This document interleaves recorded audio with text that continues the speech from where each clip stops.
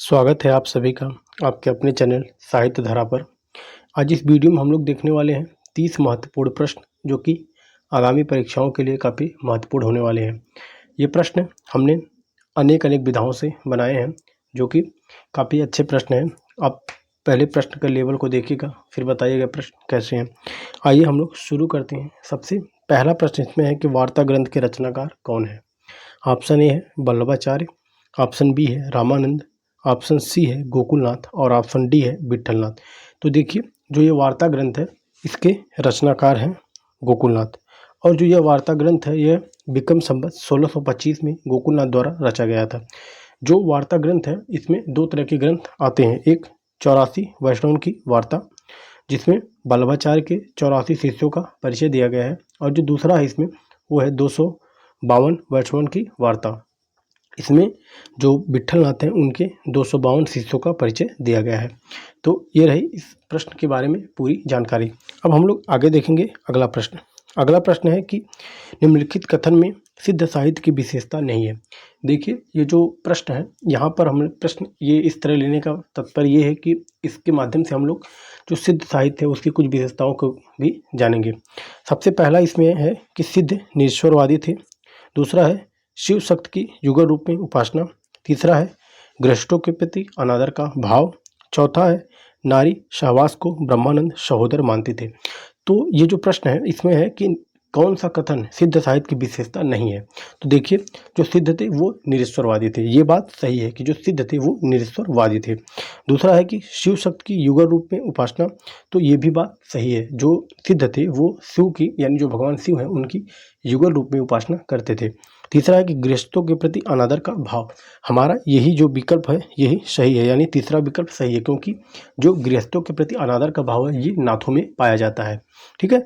और अगला है कि नारी सहवास को ब्रह्मानंद सहोदर मानते थे, तो ये बात बिल्कुल सही है। यानी जो सिद्ध हैं वो जो है नारी का उपभोग करना मानते थे। वो चाहते थे कि जो है कि किसी चीज़ को यदि आपको त्यागना है तो सबसे पहले आपको उसका उपभोग करना पड़ेगा। वो नारी को एक उपभोग की वस्तु मानते थे। अब हम लोग आगे देखेंगे। अगला प्रश्न है कि सिद्धों में शुक्ल जी ने किस योगिनी का उल्लेख नहीं किया है। देखिए, जो सिद्ध हैं उसमें कुछ योगिनियाँ भी आती हैं। ठीक है। तो कहा गया है कि जो शुक्ल जी हैं उन्होंने किस योगिनी का उल्लेख नहीं किया है। तो देखिए, ऑप्शन ए है मणिभद्रा, ऑप्शन बी है कनकलापा, ऑप्शन सी है लक्ष्मीकरा और ऑप्शन डी है मेखलापा। तो देखिए, जो शुक्ल जी है उन्होंने मेखलापा है इनका नाम नहीं लिया है, यानी शुक्ल जी ने मेखलापा का उल्लेख अपने ग्रंथ यानी हिंदी साहित्य के इतिहास में नहीं किया है। उन्होंने मणिभद्रा, कनकलापा और लक्ष्मीकरा का उल्लेख किया है। अब हम लोग अगले प्रश्न की तरफ बढ़ते हैं। अगला प्रश्न ये है कि पद्मावत के बारे में कौन सा कथन सही नहीं है।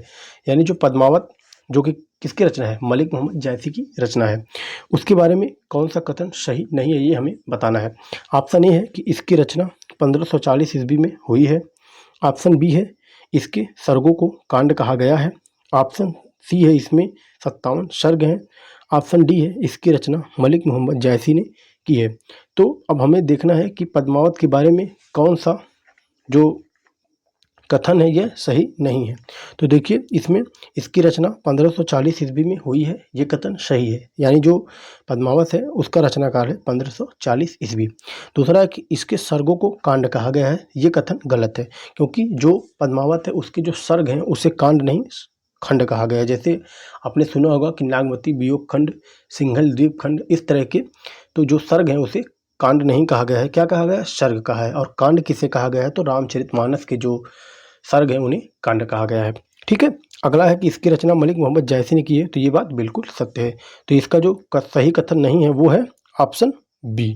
ठीक है। अब हम लोग आगे देखेंगे। अगला है कि निम्नलिखित में से कौन सी रचना जो अवधी भाषा में रचित है। यानी हमें ये देखना है कि इसमें कौन सी ऐसी रचना है जो अवधी भाषा में रची गई है। तो सबसे पहले ऑप्शन एक विनय पत्रिका, दूसरा है दोहावली, ऑप्शन सी है रामचरितमानस और ऑप्शन डी है कवितावली। तो आप सभी जानते हैं कि जो रामचरितमानस है यह गोस्वामी तुलसीदास द्वारा रचित है और यह अवधी भाषा में रचा गया है। इसका रचनाकाल 1574 माना गया है। देखिए जो रामचरितमानस है इसमें 7 कांड है, ठीक है।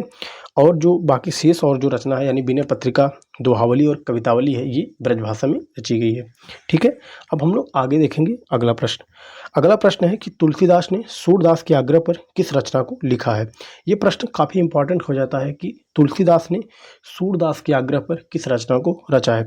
ऑप्शन ए है बर्बय रामायण, ऑप्शन बी है कृष्ण गीतावली, ऑप्शन सी है रामाज्ञा प्रश्नावली और ऑप्शन डी है हनुमान बाहुक।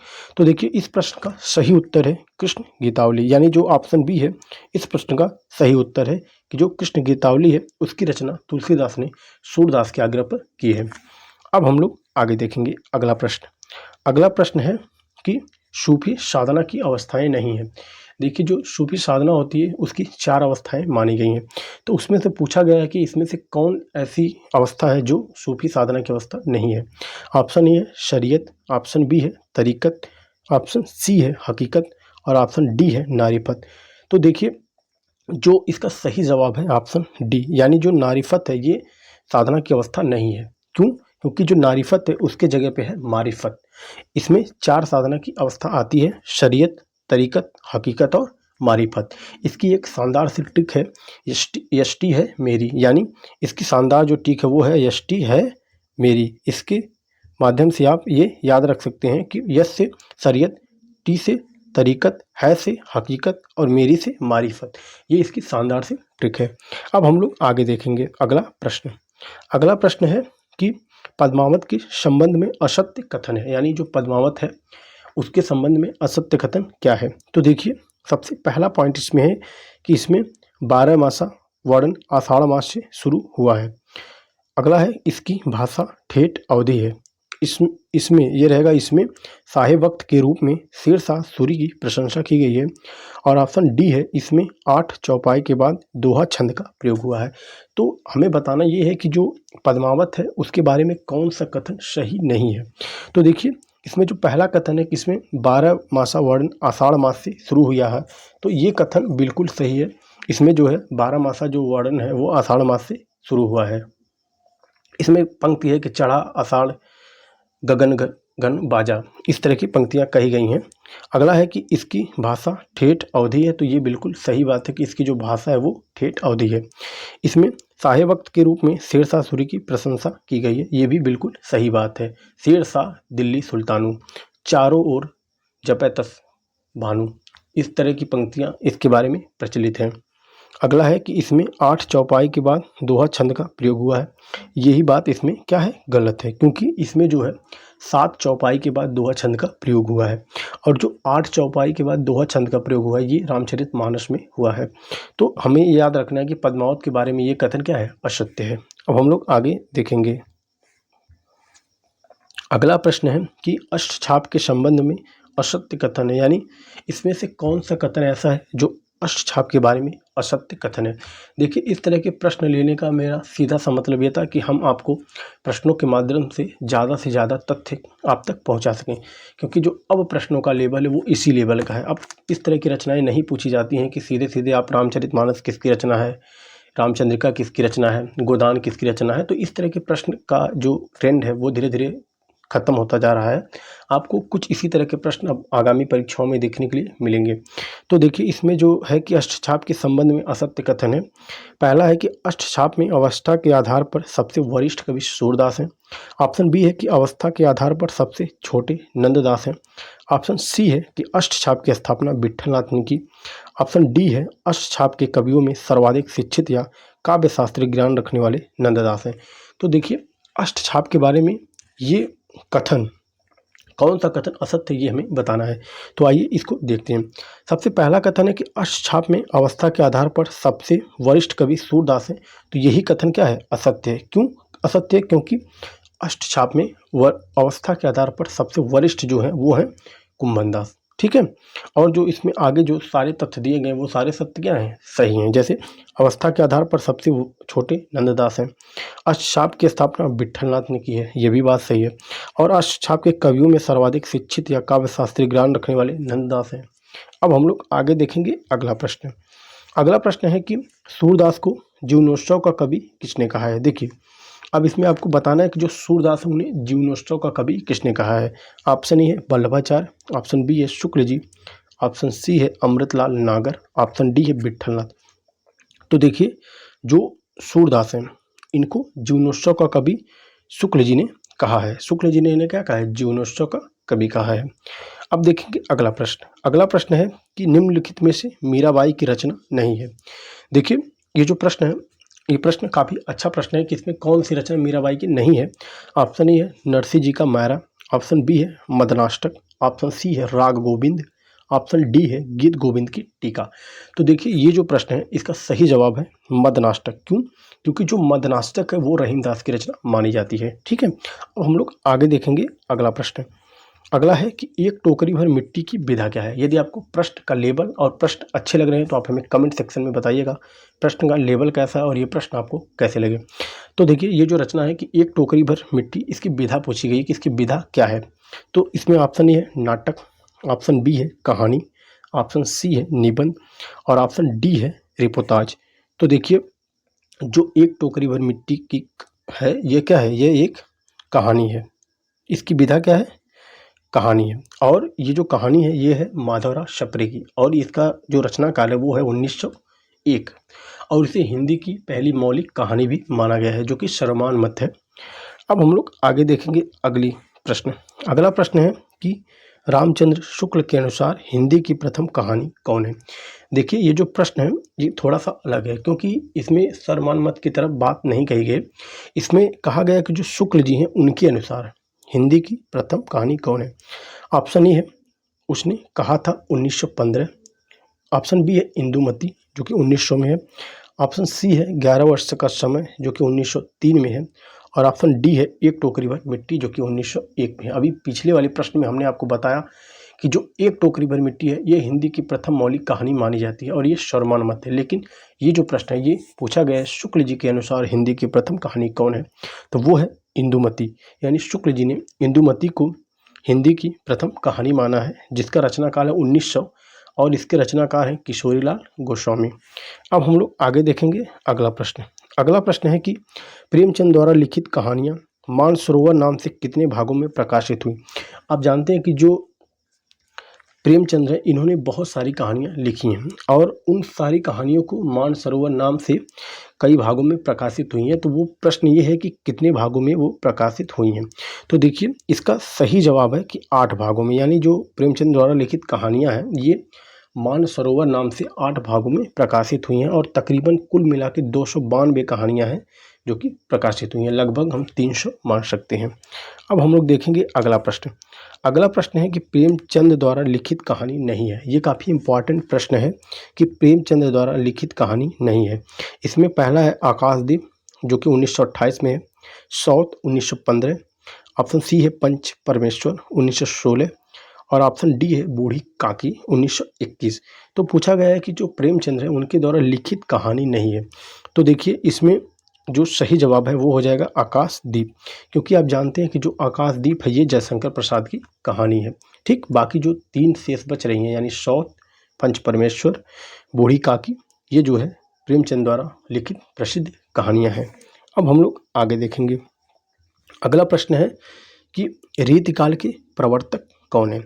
ऑप्शन ए है भिखारीदास, ऑप्शन बी है चिंतामणि त्रिपाठी, ऑप्शन सी है केशवदास, ऑप्शन डी है भूषण।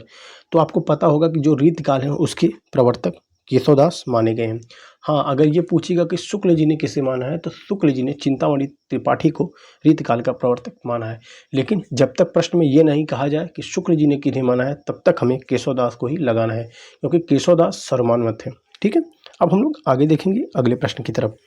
अगला प्रश्न है कि निम्नलिखित कहानियों में बंग महिला की कहानी नहीं है। अब देखिए ये जो बंग महिला है जिन्हें राजेंद्र बाला घोष के नाम से भी जाना जाता है, पूछा गया है कि इनकी कहानी नहीं है। तो ऑप्शन ए है कि जिंदगी और गुलाब के फूल जो कि 1961 की रचना है, ऑप्शन बी है चंद्रदेव से मेरी बातें 1904, ऑप्शन सी है कुंभ में छोटी बहू 1906 और ऑप्शन डी है दुलाई वाली 1907। तो देखिए इस प्रश्न का सही जवाब है जिंदगी और गुलाब के फूल, क्योंकि जो जिंदगी और गुलाब के फूल है ये उषा प्रियंवदा की रचना है और ये 1961 में है। और आपको पता होगा कि जो EMRS का एग्ज़ाम हुआ था उसमें ये प्रश्न पूछा गया था कि जिंदगी और गुलाब के फूल किसकी रचना है, तो ये उषा प्रियंवदा की रचना है और ये कहानी है। ठीक है, बाकी जो नीचे शेष 3 है ये तीनों जो बंग महिला है यानी राजेंद्र बाला घोष उनकी कहानी है। जिंदगी और गुलाब के फूल उषा प्रियंवदा की काफ़ी इंपॉर्टेंट है। अब हम लोग देखेंगे अगला प्रश्न। अगला प्रश्न है कि हिंदी कालिदास की आलोचना किसकी आलोचनात्मक रचना है। देखिए जो हिंदी कालिदास की जो आलोचना है किसकी आलोचनात्मक रचना है, तो यह जो है महावीर प्रसाद द्विवेदी की आलोचनात्मक रचना है। देखिए ये जो रचना है हिंदी कालिदास की आलोचना ये 1901 में रची गई थी और ये जो पुस्तकाकार रूप में रचित हिंदी का प्रथम आलोचनात्मक ग्रंथ भी माना जाता है, इसलिए ये प्रश्न इंपॉर्टेंट हो जाता है। अब हम लोग आगे देखेंगे अगला प्रश्न।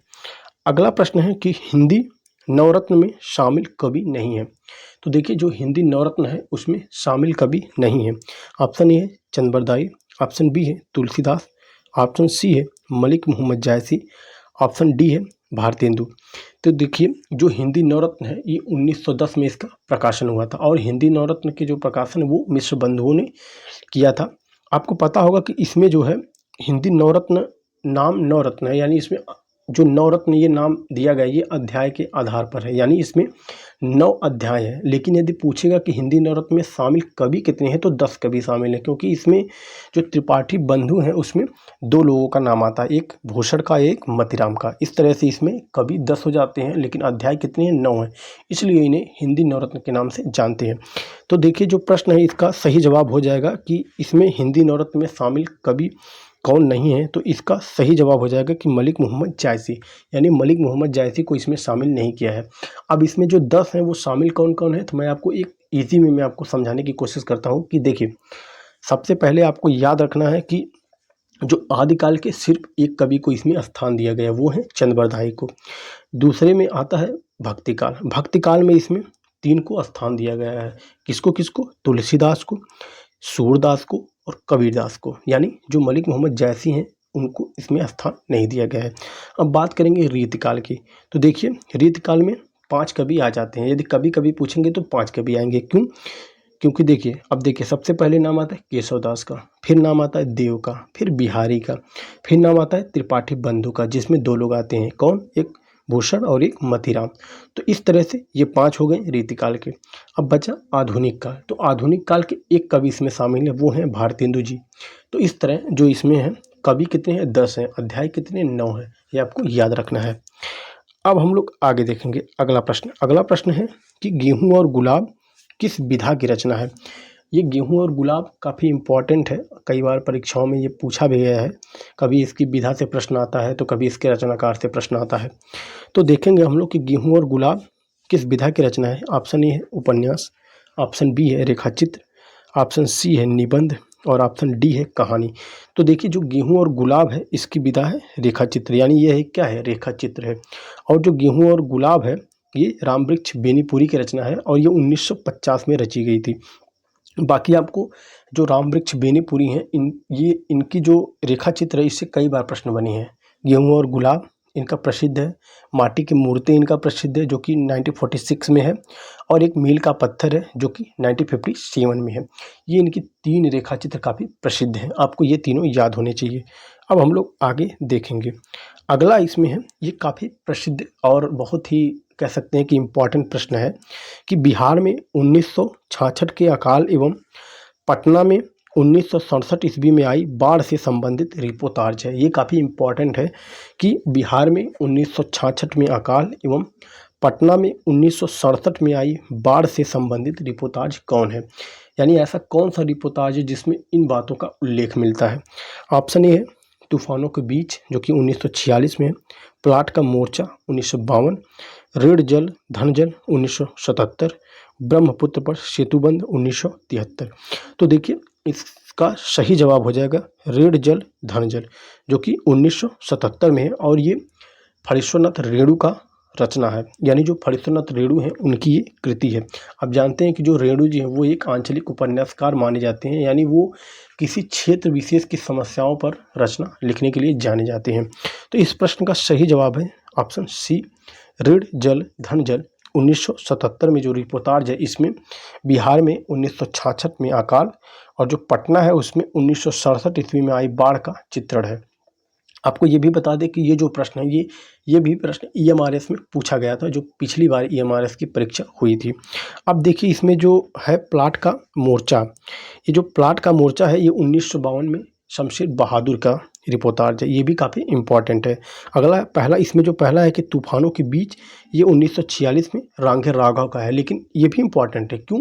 क्योंकि जो तूफानों के बीच है इसमें जो 1941 में बंगाल में अकाल पड़ा था उस पर ही संबंधित ये रिपोर्टाज है, तो आपको ये भी याद रखना है। इसमें जो लास्ट वाला है कि ब्रह्मपुत्र पर सेतुबंध, ये 1973 में, और ये धर्मवीर भारती का रिपोर्टाज है। और ये सारे जो मैंने आपको दिए हैं सारे इंपॉर्टेंट हैं, आपको सब कुछ याद होना चाहिए। अब हम लोग आगे देखेंगे अगला प्रश्न। अगला प्रश्न इसमें है कि निम्नलिखित में से हरिवंश राय बच्चन की आत्मकथा नहीं है। तो देखिए ये प्रश्न भी काफ़ी इम्पॉर्टेंट है। इसमें पूछा गया है कि कौन हरिवंश राय बच्चन की आत्मकथा नहीं है। ऑप्शन ए है क्या भूलूं क्या याद करूं। ऑप्शन बी है कस्तूरी कुंडल बसे, जो कि 2002 में है। ऑप्शन सी है नीड़ का निर्माण फिर 1970, और ऑप्शन डी है बसेरे से दूर 1978। तो देखिए इसमें इसका जो सही जवाब हो जाएगा वो हो जाएगा ऑप्शन बी, कस्तूरी कुंडल बसे, क्योंकि जो कस्तूरी कुंडल बसे 2002 में ये रचना है मैत्रेयी पुष्पा की, यानी मैत्रेयी पुष्पा ने इस नाम से आत्मकथा लिखी है। बाकी ये जो और बच रहे हैं, यानी क्या भूलूं क्या याद करूं, नीड़ का निर्माण फिर, बसेरे से दूर, ये जो है तीनों ये हरिवंश राय बच्चन की आत्मकथा है। और इनकी जो आत्मकथा है उसे याद करने की एक सुंदर सी ट्रिक है, क्या नीड़ बसा 10 दिन। तो देखिए क्या से हो जाएगा, क्या भूलूं क्या याद करूं, नीड़ से हो जाएगा नीड़ का निर्माण फिर, बसा से बसेरे से दूर, और 10 दिन से हो जाएगा 10 दिन से 10 सोपान तक। ये भी इनका एक आत्मकथा है। अब हम लोग आगे देखेंगे अगला प्रश्न। अगला प्रश्न है कि रटो निरंतर एक जबान हिंदी हिंदू हिंदुस्तान प्रसिद्ध पंक्तियां किसकी हैं। ये प्रश्न काफ़ी इंपॉर्टेंट है और कई बार परीक्षाओं में पूछा गया है। तो आपको प्रश्न कैसा लग रहा है आप हमें कमेंट सेक्शन में ज़रूर बताइएगा, और आप हमें ये भी बताइएगा कि जो प्रश्न है उसका लेवल कैसा है। यदि प्रश्न का लेवल बहुत अच्छा है कि लो है, कैसा है, आप हमें बताएंगे, उस हिसाब से हम अगले प्रश्नोत्तरी बनाने की कोशिश करेंगे। तो देखिए इसका सही जवाब हो जाएगा प्रताप नारायण मिश्र, यानी ये जो ये कथन है ये प्रताप नारायण मिश्र का है कि रटो निरंतर एक जबान हिंदी हिंदू हिंदुस्तान, ये इनका प्रसिद्ध कथन है। देखिए जो भारतेंदु हरिश्चंद्र जी हैं इनका एक जो स्टेटमेंट है काफ़ी प्रसिद्ध है कि जो कथन हम कह सकते हैं कि निज भाषा उन्नति है सब उन्नति के मूल, बिन निज भाषा ज्ञान के मिटे नहीं एको शूल, ये भी इनका है यानी भारतेंदु जी का है। इसमें जो आते हैं प्रेम घन यानी बद्री नारायण चौधरी प्रेम घन जी, इनका एक प्रसिद्ध है कि धन्य भारत भूमि सब रत्नन की उपजावनी। तो ये सारी इसमें प्रसिद्ध जो पंक्तियां हैं, मैं सोच रहा हूँ कि किसी एक वीडियो में हम जो जितने भी रचनाकार हैं उनकी एक प्रसिद्ध पंक्तियों की एक अलग से वीडियो बनाया जाए।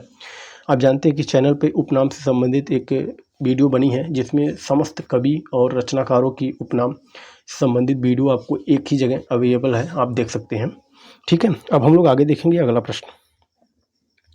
अगला प्रश्न है कि प्रेम स्वर्ग है स्वर्ग प्रेम है, प्रेम असंख अशोक, ईश्वर का प्रतिबिंब प्रेम है, प्रेम हृदय आलोक। यानी कहा गया है कि जो ये पंक्तियां हैं ये पंक्ति किसकी है, ये पंक्ति किसकी है, इसकी तरफ प्रश्न पूछा गया। और पंक्ति काफ़ी प्रसिद्ध है कि प्रेम स्वर्ग है स्वर्ग प्रेम है, प्रेम असंख अशोक, ईश्वर का प्रतिबिंब प्रेम है, प्रेम हृदय आलोक। तो देखिए ये पंक्तियां हैं नाथूराम शर्मा शंकर की, यानी जो नाथूराम शर्मा शंकर हैं उनकी ये प्रसिद्ध पंक्ति है। और आप हमें कमेंट्स में बताएंगे कि इस पंक्ति में अलंकार कौन सा है। अगर आप थोड़ा सा ध्यान देंगे तो आप ज़रूर इसका हमें सही जवाब देंगे कि इस पंक्ति में अलंकार कौन सा है। बाकी बाद में मैं आपको इसका जो उत्तर है वो कमेंट सेक्शन में दूंगा। यदि आप इसका जवाब हमें 2 दिन के अंदर नहीं मिलता है, सही जवाब मिलता है तो ठीक है, नहीं तो मैं इसका सही जवाब दूंगा कि इसमें अलंकार कौन सा है।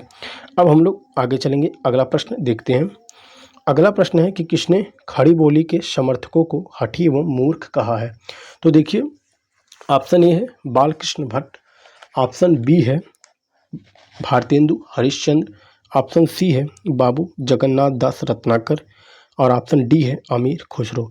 तो देखिए इस प्रश्न का सही जवाब है ऑप्शन सी, यानी बाबू जगन्नाथ दास रत्नाकर ने खड़ी बोली को हठी एवं मूर्ख कहा है। और जो बाबू जगन्नाथ दास रत्नाकर हैं, इन्हें ब्रज भाषा का प्रहरी भी कहा जाता है। और आपको पता होगा कि इन्होंने जकी उपनाम से उर्दू में रचनाएं रचते थे। ठीक है, अब हम लोग आगे देखेंगे अगला प्रश्न। अगला प्रश्न है कि छायावाद के 4 स्तंभों में से अरविंद दर्शन से प्रभावित कौन है। देखिए ये काफ़ी प्रसिद्ध है, इसके बारे में प्रश्न बना है कि छायावाद के 4 स्तंभ कौन कौन से हैं। तो वो चारों का नाम तो नीचे दिया ही है, प्रसाद, पंत, निराला और महादेवी वर्मा जी। ये छायावाद के 4 स्तंभ माने जाते हैं।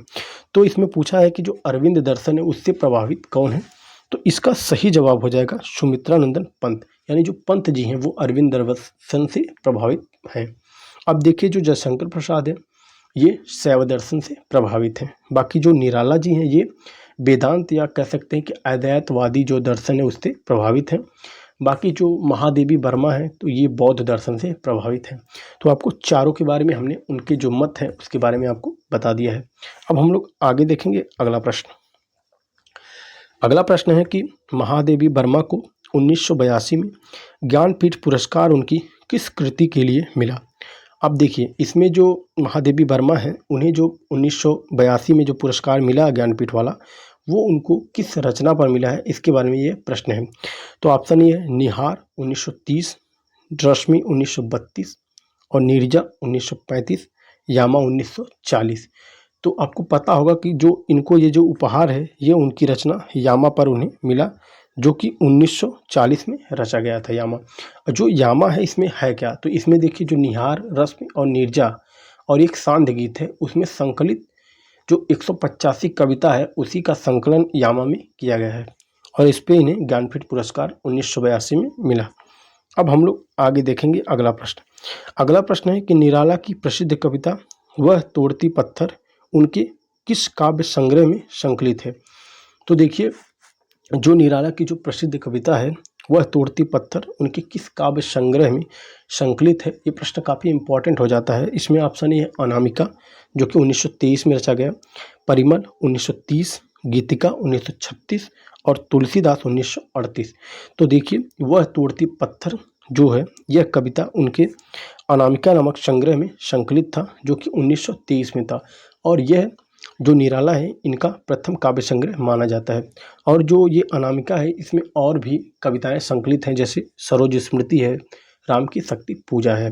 बाकी जो परिमल काव्य संग्रह है इसमें उनकी जो एक प्रसिद्ध कविता है भिक्षुक, वह अता जो टूक कलेजे को करता पछताता पथ पर आता, ये जो कविता है काफ़ी अच्छी कविता है। इसके बारे में ये कविता चैनल के प्लेलिस्ट में है, आप देख सकते हैं। तो भिक्षुक हो गया, जूही की कली, बादल राग और जो पंचवटी प्रसंग है वो सब परिमल में संकलित हैं।